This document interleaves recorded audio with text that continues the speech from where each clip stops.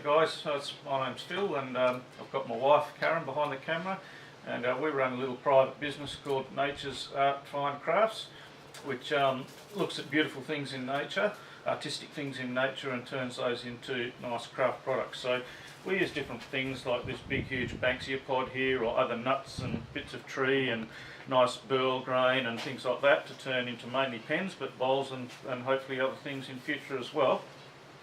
But in this little video I wanted to talk to you about one of my important tools that I use, which is this big blue pot with a red lid on it.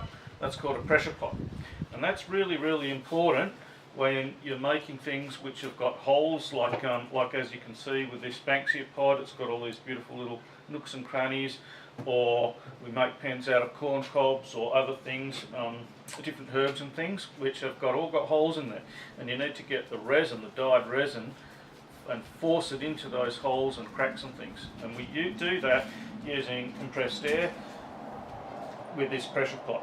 So I just was going to go through what the pressure pot is and how it, the different features that this one's got.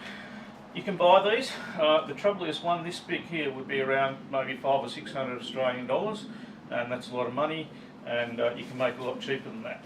So this pot here is an old recycled 9 kilo gas bottle, and I just basically chopped it in half and welded this base here, used to be the top, and cut it off and then made up this lid that you can take on and off.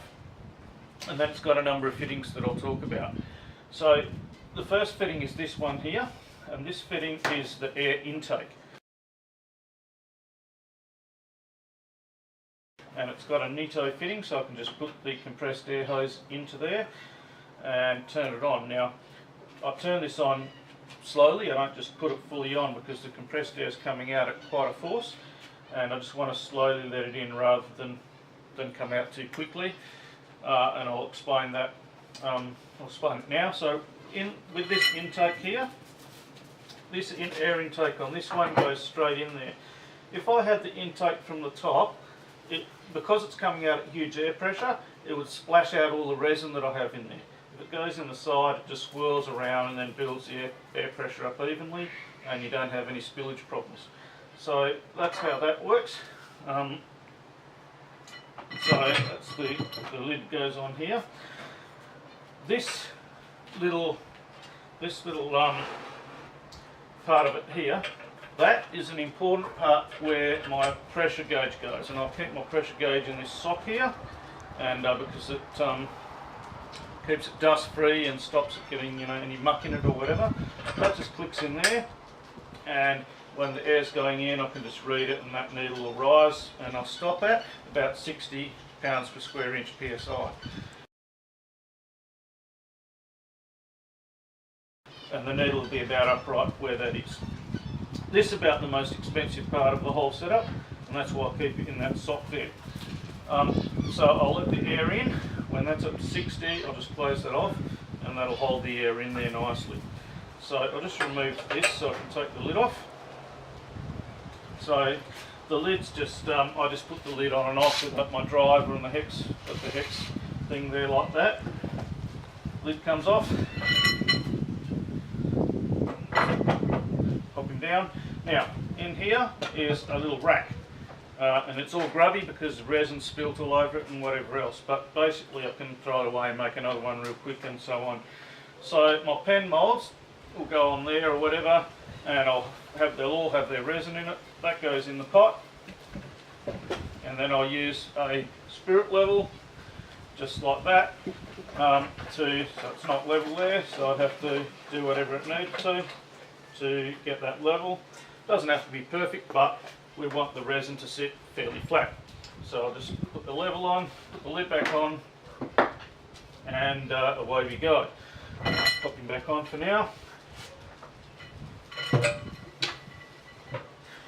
Oh, the seal is just a bit of rubber I got from the hardware, and put the holes in it. It's 4mm rubber, 4mm thick rubber. He goes on there. It's a bit heavy. Pop him on. Beautiful. Okie dokie.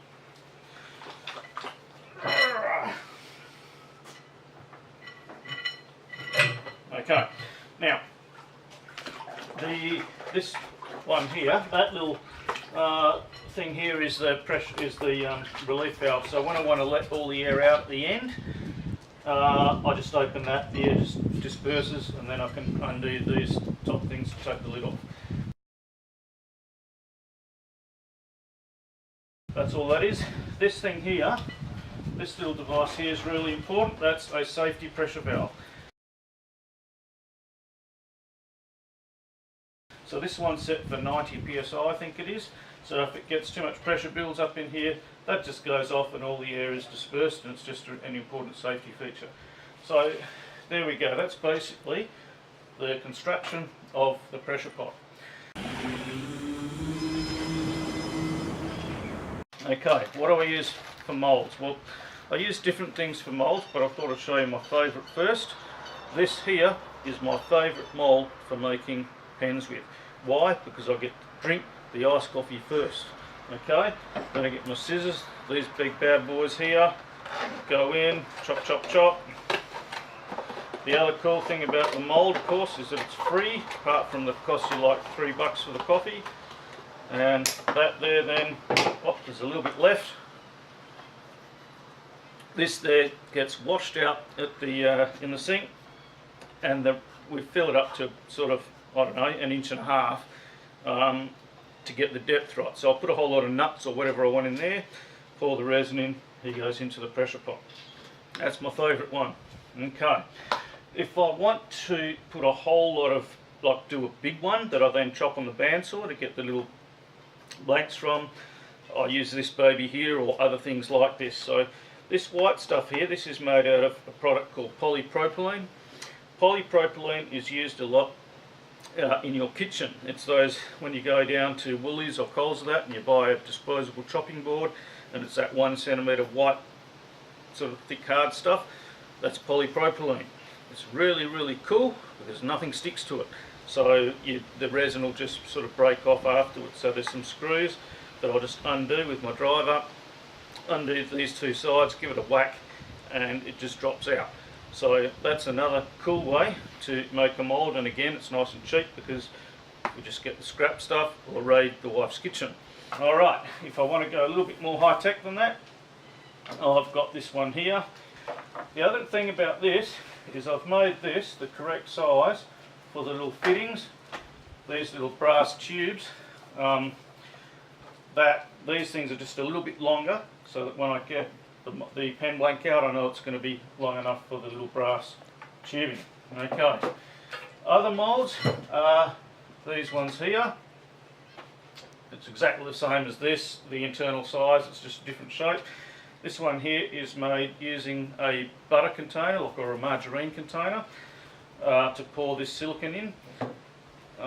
And this one's made out of my favourite other mould, which is one of these. And I just had a bit of plastic that was this square plastic, and I'll put those in, and they got the depth of the hole. Okay, so these pink silicone moulds here, they're fantastic because of the elasticity about them. So you can stretch them a lot. Also, the resin doesn't stick to them at all, so you can just poke it out and they just pop out nice and quick. No screws to undo, no mucking around, just pull it apart a little bit and pop them out. So that's really, really good. Now, what's this made out of? This silicone is a product from a company called Barnes. I think they're down in sort of Osborne Park area. It's called Pinkysil because it's pink and it's silicone. And what I like about this one, is it cures fairly quickly, so that's a bonus, especially if you're time poor. But also because it's two-part and one part's white and one part is pink, when you mix the two, you can actually see how well you've mixed it. So you make sure you get a really, really good thorough mix before you pour it into your mould to set. So I recommend this product. There are cheaper products though, so one downside of it is quite expensive. There's one that fiberglass and resin cell which I've used, which is equally as good and it's much cheaper, but it has a longer cure time. And that one of the issues with that is it's white, and it's a MPK, I think it's called, the catalyst, which is deadly poisonous, but also it's clear. The catalyst is clear, so you can't see where you've mixed it up, although you could put a dye in there so that once the dye is mixed through the white, then obviously also your catalyst would be as well. So you can get around it that way. Both really good products. So that's the silicone. Normally I buy this as a 3 kilo pack from a company called Fiberglass and Resin Cells. They're in Q Street in Kewdale there, and it's called, this product here is called FR251. And I've had great success with it, with pens and with bowls, and it just machines beautifully. It's got a long working time, so when you mix it, you get a long time before it sets on you, and so they're all the reasons why I like it. It's reasonably priced for what it is, and the people down at Fiberglass and Resin Sales really helpful. So that's called FR251. One of the other benefits of that product is that it's really easy to colour, and you can colour it with all sorts of different things. You can colour it you can probably even use food colouring and things like that. I use these little dyes called Pearlex, and these are about $12 or $14, but you get lots and lots of pens out of each one of these, and you just put a bit of it, like, I don't know, like enough to cover a 10-cent piece of it, in with maybe 60 ml of the resin, which gets you about 2 or 3 pens, and swirl it around good, mix it in good. And this one here is a metallic magenta. Okay folks, so these, I've just got this just container with all my colours in it. There's 32 of these. I keep them upside down so I can see what colours they are. If I put them up that way, I just see a black lid. If I put them that way, I can tell real quick what colour they are. You can mix the colours, so although there's 32 colours here, you can mix them, so you can get hundreds of different combinations of colours. Or you can have one sort of container of, say, a pink and another one of a blue, and swirl them as you pour them in. There's all sorts of effects you can do with these Pearlex powders. You can get them online, you can get them at Fiberglass and Resin Sales, and get them all over the place. Now I just want to show you physically on some stuff that I use in the molds, some nuts and things that I use to decorate the molds, why it's so important. So get a load of this guy here. What this is, that's a big huge giant Banksia pot, and these grow all over the place in WA, and they're really cool. Woodworkers love turning them, making coasters and salt and pepper shakers and all sorts of things out of it. I like them for pens. They're really cool because of all these little seed pods, little holes and things. But the thing with those seed pods is to get the resin right into there, it needs to be under pressure, hence the pressure pot. And basically anything that's got little grooves and holes, any nuts, I use she oak nuts a lot, anything like that. I use coffee beans a fair bit, corn cobs, other stuff like that. It's all got crevices and little nooks and cracks and crannies and stuff that the resin needs to get into. And the pressure pot then forces that resin right into where it needs to go, and it gets right into even little hairline cracks and so on. So you get really good success with that. Other things I've made pens with, nice pens, these star anise little, there's a herb, the star anise herb, that one's a bit broken. But again, you need the pressure pot to force the resin right into the little cracks and stuff. Alright, I've made some really nice pens out of different spices. These ones in here are cloves, so whole cloves that you can use in cooking and that. And they make really good pens too. Again, you need the pressure to get it into all the little nooks and crannies. Okay, look, I just thought I'd show you a couple of different pen blanks. These ones are almost ready to assemble, or they probably are ready to assemble. That is, what do they call those things? Peppercorns. So the little black beads of pepper that you put in your pepper grinder and put on your bacon and eggs or whatever. But with a, I don't know, what's that? A cream coloured resin. Looks really beautiful. This one here, that is a chopped up one of these bad boys here, these Banksia pods, except this is a big Banksia pod. This is made out of one called a dwarf Banksia pod. So the little holes are much finer, and it's just a different looking design. Then we've got these ones, a bit hard to see. These ones here are she oak nuts, and they come up beautiful, nice and shiny, and just gorgeous really.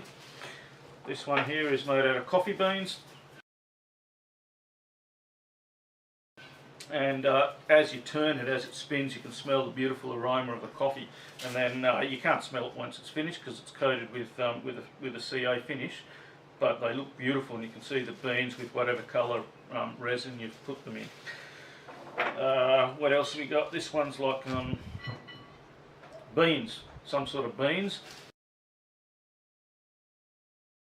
and like cooking beans, and that works well. I've made them out of soup mix. I've even made them out of 2-minute noodles. And if you look at my website, Nature's Art Fine Crafts, you'll see a whole lot of examples. Okay, this one's just gum nuts, little tiny gum nuts. I've made some out of the big honky nuts as well. They work really well. So they're just some of the different products that you can use to make your pens with. This one here's a beautiful pen that's made out of liquid amber, the nuts off, or the seed pods, or whatever you call them, off a liquid amber tree, and that's infused with resin in the pressure pot, and that's a really nice pen also. The last one I'll show you, you can see heaps of them on the website. That's a corn cob. So we eat the corn, which is good, and save the corn cob, dry it in the oven, make sure it's got zero moisture, or as close as you can to zero moisture, and then put it in one of these molds, like sand or whatever the corn cob, till it fits in there. Force the resin into it in the pressure pot, and you can make a nice cool pen like that. Okay, the super glue here, these are what I use. Either one works just as good as the other. That's a fine CA, it gets into the cracks a bit better. That's a thicker one, you need less coats of that one. And each pen, I'll put 20 coats of either of these on there, and then sand it back and buff it, and you get that beautiful glass-like finish, like you can see with these pens here. So that's sort of an overview, I guess, of the process, apart from the turning, and hopefully we'll get to make some other videos for you which show you some of the other steps, or concentrate maybe on one step at a time, so you can see how these pens are made. Thanks for listening, guys. Good on you.